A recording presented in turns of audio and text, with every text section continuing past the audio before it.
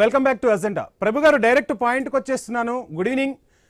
మనం మొన్న మోదీ పొదుపు మంత్రాన్ని చూసాం. ఈరోజు రాహుల్ నోటా ఆర్థిక మాంద్యం అనే అంశాన్ని వింటూ ఉన్నాం. ఆర్థిక సునామీ రాబోతుందని చెప్తున్నారు. అండ్ ఇక్కడ మీ నుంచి నాకు ఒక వివరణ కావాల్సింది ఏంటి అంటే, దేశంలోకి పెట్టుబడుల ప్రవాహం కొనసాగుతుందా? విదేశీ మారక నిల్వలు తగ్గటానికి కారణాలు ఏంటి? అసలు ఏం జరుగుతుంది దేశంలో? ఆర్థిక వ్యవస్థకు సంబంధించి ఏం చెప్తారు? అవునండి, ఇప్పుడు ఫారెక్స్ రిజర్వ్స్ తగ్గుతున్నాయి. ఎస్.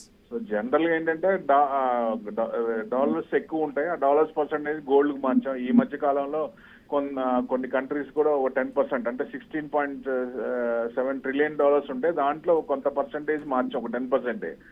సో ఇంకా కొంచెం మారిస్తే గోల్డ్ పెరుగుతుంది అనుకుంటున్నా. ఆ టైంలో చిన్నగా మనకి ఈ వార్ ఎఫెక్ట్ వల్ల ఏషియన్ కంట్రీస్ అన్ని క్రూడ్ మీద ఆధారపడ్డాయి కాబట్టి ఆ ఎఫెక్ట్ కరెంట్ అకౌంట్ డెఫిసిట్ మీద పడింది. సో క్రూడ్ ఎక్కువ పెట్టి కొనుక్కోవాల్సి వస్తుంది కాబట్టి మనం 60 to 80% మనం క్రూడ్ మీద ఆధారపడ్డాం. మొత్తం బయట నుంచి తెప్పించుకోవాల్సిందే. దాని ఎఫెక్ట్ పడుతుంది. సో మనకి మెయిన్ ఏంటంటే స్ట్రాటజిక్ రిజర్వ్స్ లేవు. ఎందుకంటే ఇప్పుడు జపాన్ కి ఉన్నట్టు లేకపోతే చైనాకి ఉన్నట్టు వాళ్ళు ముందు చూపుతో స్ట్రాటజిక్ రిజర్వ్స్ పెట్టుకున్నారు. అంటే మనం హై వెళ్ళినప్పుడు కానీ షేక్ అవ్వలేదు. $126 వెళ్ళిందండి ఈ మధ్య కాలంలో. రీసెంట్ హై తీస్తే $126 క్రూడ్ ఆయిల్. అప్పుడు మనం ఇది అవ్వలేదు. 146కి వెళ్ళింది, అప్పుడు మనం ఇది అవ్వలేదు. కానీ ఇప్పుడు ఎందుకు ఇది అవుతున్నాం అంటే వార్ ఎస్కలేట్ కాకుండా ఎక్స్టెండ్ అవుతోంది. So more than 2 months 3 months అవుతున్నప్పుడు మనకి రిజర్వ్స్ లేవు కాబట్టి మనం టెన్షన్ పడుతున్నాం. ఇప్పుడు గోల్డ్ కొనొద్దని కూడా ఆయన ఎందుకు చెప్పారంటే ఇప్పుడు దీని వల్లే. ఎందుకంటే డాలర్ కన్వర్షన్ లో మనకి ఇది అవుతుంది కాబట్టి డాలర్స్ అన్ని కరిగిపోతున్నాయి. సో కరిగిపోతుంటే రేపు పొద్దున క్రూడ్ కొనాలంటే లేవు అంటే చాలా కష్టం కదా, రొటేషన్ జరగదు.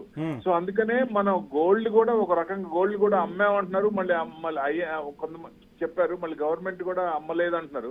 కానీ జనరల్ గా గోల్డ్ అమ్మితే ఎవరు కూడా కొంచెం ఇబ్బంది పడతారు. ఇప్పుడు ఫ్యామిలీ తీసుకున్నా గోల్డ్ అమ్మారంటే ఇబ్బందుల్లో ఉన్నప్పుడు అమ్మారంటేనే అమ్ముతారు. మామూలుగా అయితే అమ్మరు కదా, అది కొంచెం షై ఫీలింగ్. అందుకని గవర్నమెంట్ కూడా చెప్పకపోవచ్చు, అట్లా కూడా ఉండొచ్చు కదా. ఏమైనా 70 టన్స్ కొన్నాము గవర్నమెంట్. ఈ మధ్య కాలంలో ఈ సంవత్సరం తీసుకుంటే 70 టన్స్ ఉన్నాయి. దాంట్లో 40 టన్స్ అమ్మాము. పెద్ద $12 బిలియన్ అమ్మాము. పెద్ద ఎఫెక్ట్ ఏముంది? మనకు అవసరానికి కదా గోల్డ్ పెట్టింది. అది తప్పేం లేదు. 100% ఎప్పుడు పివి నరసింహరావు గారు ఉన్నప్పుడు కూడా చేసాం మనం. ఆర్థిక ఇబ్బందులు వచ్చినప్పుడు మనకి అవసరానికి అక్కడికి రాని డబ్బులు ఎన్ని కోట్లు ఉంటే ఏం ఉపయోగం? విమానాల్లో తరలించారన్న వార్తలు కూడా నేటికి వింటుంటాం. అవునండి, అవసరానికి అక్కడికి రావాలి. ఇది మెయిన్ ఎఫెక్ట్ క్రూడ్ వల్లే అవుతుంది. ఆ క్రూడ్ ఇది కావచ్చు.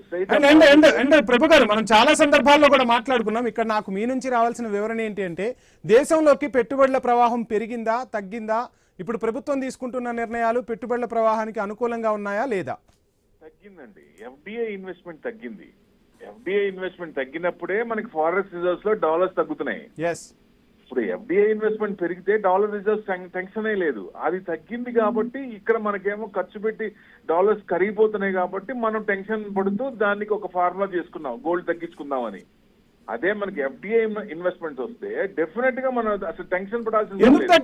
ఇన్వెస్ట్మెంట్స్ ఇంట్రెస్ట్ రేట్స్ అయితే ఎక్కువ యుఎస్ లో ఇంట్రెస్ట్ రేట్లు ఇప్పుడు నెక్స్ట్ వీక్ ఆ పై వీకే ఉంది, ఫెడ్ మీటింగ్ ఉంది. సో వాళ్ళు ఇంట్రెస్ట్ రేట్లు ఇప్పుడు తగ్గించే ప్రసక్తి లేదు. మొన్నటిదాకా ఏంటి, జీరోమ్ పవల్ ఉన్నప్పుడేమో తగ్గించమని ఆయన గొడవ చేస్తే అసలు మీరు తగ్గించడానికి ఛాన్స్ లేదు, షరీఫులు తగ్గించండి, ఇన్ఫ్లేషన్ తగ్గించండి, అప్పుడు నేను తగ్గిస్తానని వాళ్ళిద్దరికి టగ్ ఆఫ్ వార్ నడిచింది. ఇప్పుడు వచ్చినప్పుడు ఏంటి, ఐఎన్ఆర్ డౌన్ అవుతోంది, 96కి వచ్చింది. డాలర్ స్ట్రెంథెన్ అవుతుంది. ఈ డాలర్ స్ట్రెంథెన్ అవుతున్నప్పుడు వాళ్ళు వీక్ చేసుకోరుగా డెఫినెట్ గా. అందుకని కొంచెం ఇంట్రెస్ట్ పెంచే ఛాన్స్ ఉంటుంది. కొంచెం పెంచినప్పుడు ఏమవుతుందంటే వాళ్ళ ఉన్న బయట ఉన్న కంట్రీస్ లో డబ్బులన్నీ మళ్ళీ మేము సొంత కంట్రీకి హోమ్ టౌన్ కి వచ్చే ప్రసక్తి ఉంటది కదా, వెనక్కి తెచ్చుకుందాం. ఇక్కడ ఇంట్రెస్ట్ ఎక్కువ ఉన్నప్పుడు ఆ అమౌంట్ వెళ్తుంది. అందుకే ఎఫ్ఐఎస్ కంటిన్యూస్ గా అమ్ముతూనే ఉన్నారు, కొన్ని లక్షల కోట్లు అమ్మారు.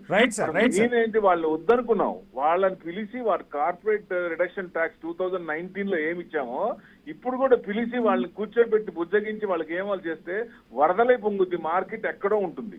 Right sir, thank you so much sir. Parthasarathi garu, మీకు ఒక క్లారిటీ ఇచ్చే